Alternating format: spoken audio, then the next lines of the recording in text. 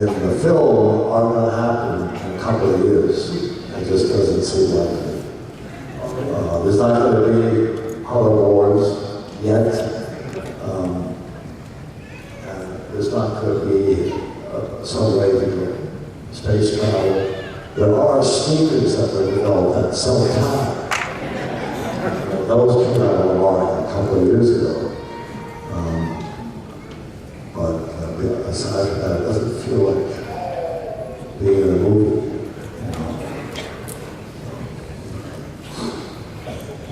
Thanks for the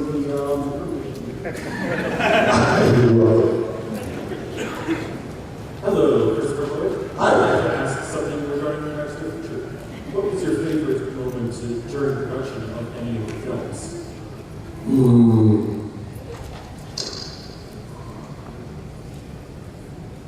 I remember I'm chasing the train on horseback.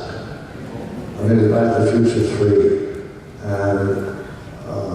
And we're galloping along on horse next to this train. And there was some risk and danger involved. And I'd be running, galloping along, and in the film, I reach out and grab the handle on the train and pull myself on the train. The stuntman did that part. But one time I was galloping along, and the handle was right there, and I was so tempted to do it myself. I was so tempted, because I felt I could do it.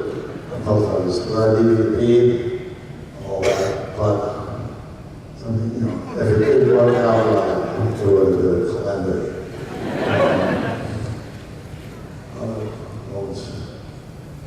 I love the scenes of Back to the Future. I think they're at the beginning of Back to the Future 3 or 2, when there's been a mess up with space-time continuum, and there's a dark cloud in one period of time, and a dark cloud in another period of time.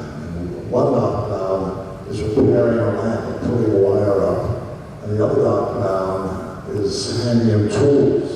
But they can't see each other, know that it's their counterpart at a different time, otherwise all hell will break loose. Also, I have to say that getting up on the clock tower was something I didn't look forward to. I went up that building, the town where the clock, house where the clock, and I remember I went up there by myself, and they weren't shooting that scene. And I went up there, and I got to the ledge where I was going to do the scene, and I crawled out on the ledge. And I thought, there's just no way I'm going to stand up on this ledge and shoot the film. I knew there was going to be a cable attached to me in the event that I did fall. I went to Bob Sept, the director, and I said, what if I come out on my knees?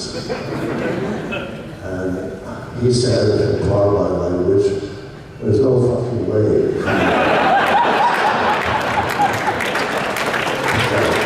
I tried. So I did as in the script. I also remember there's a part where I am on the clock tower, and I'm hanging on the clock. I think I'm plugging the two ends of the cable together. And they shot some of that out there on a building. And I would get in this steady crane that would lift me up 2 o'clock. They'd attach me to the cable, and then the crane would go away, and I was by myself up there. And that was kind of sweet. It enhanced a lot my feeling of the reality of the situation. So it was all good.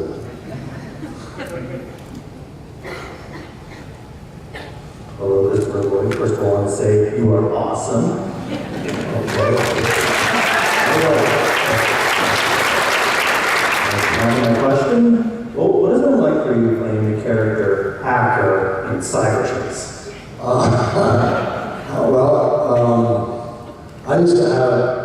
I used to not want to do the voices of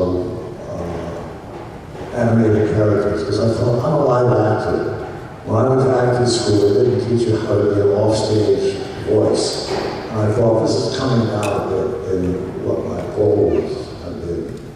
But I have since really gotten into it, because creating a character with just your voice is a lot of work.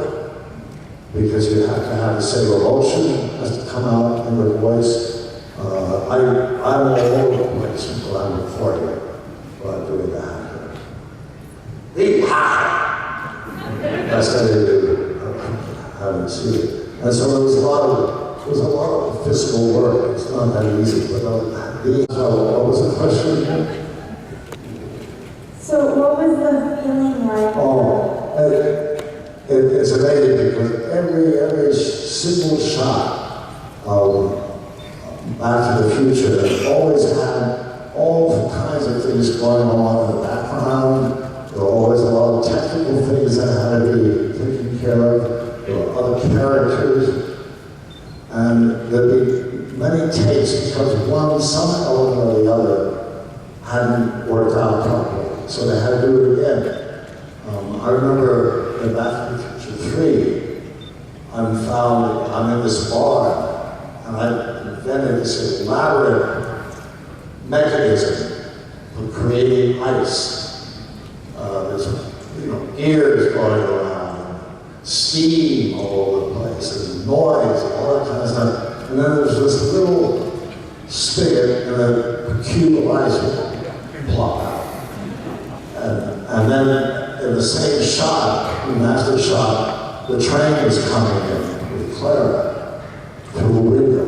And all of this happened in one shot. And there was always something that didn't go right. The whole seats we do, and finally, all the elements worked out. And I flunked my line. And I remember what a relief it was. Sometime after that, I was doing another film where there's just two people sitting down on a couch, talking to each other, nothing going around, just two people sitting, talking. Like, it was such a relief. It was such a relief. So, that Future series was very complicated. Every shot was very complicated. Because there were so many things going on at the same time, all the time. So I was wondering, if you could time travel at any time, where would you, or when would you? Where would I go? And why? Well, I'm so taken by I'm kind of a news junkie. So I'm reading the news every day and watching the news on television, and there's so many issues going on today. Separately in different countries and worldwide, global warming, et cetera, et cetera, et cetera. I would love to come back 50 years from now and see where all these issues have gone. I would, because I try to think, how is this going to be resolved? How is that going to be resolved? What's going to happen if this goes this way or goes that way? So I'd love to come back 50 years and see the way things would be if I was to go into the past. I don't know, maybe there's so many things I've been curious about going in the past, so that changed. Thank you. Hello. It's very emotional for me because in real life I'm a scientist. I'm a doctor actually, and the character you play in Back to the Future. And so I have to tell you thank you because you probably influenced me in my choice of career path. And so I'd like to know if other famous scientists or researchers from nowadays already tell you thank you for influencing them. And, I don't quite understand what you're asking. If other scientists, famous scientists from today, told you thank you for influencing them in their life, actually. I don't think so. Did you meet that ever? No, all I all I can say that when I first got the script of Back to the Future, Einstein was a big image for me. Partially because he had a lot of hair, and he was a little bit zany. Einstein would do things that you wouldn't expect somebody of his brilliance to do. I read a story that he was coming to the United States from Europe on a ship, and he, of course, was first class accommodation on the ship, and he disappeared. Nobody could find him, and eventually he went down, where low-paying passengers lived on the ship, kind of below the water level, and they found him playing with a pinball machine. It was just, and that's kind of Doc Brown. Doc Brown would find something like that and be wondering how it works, what makes the noise, how could he improve it? And also Einstein, if anybody was going to invent time travel, he would have been the one in his day. And also, Doc Brown was racing all the time to discover new things. He had a passion for it. All the stuff that he did with the clocks in the beginning, all the mechanical dog feeding, that contraption he came up with to read thoughts. I mean, he was always passionate about discovering something new. He had an endless curiosity.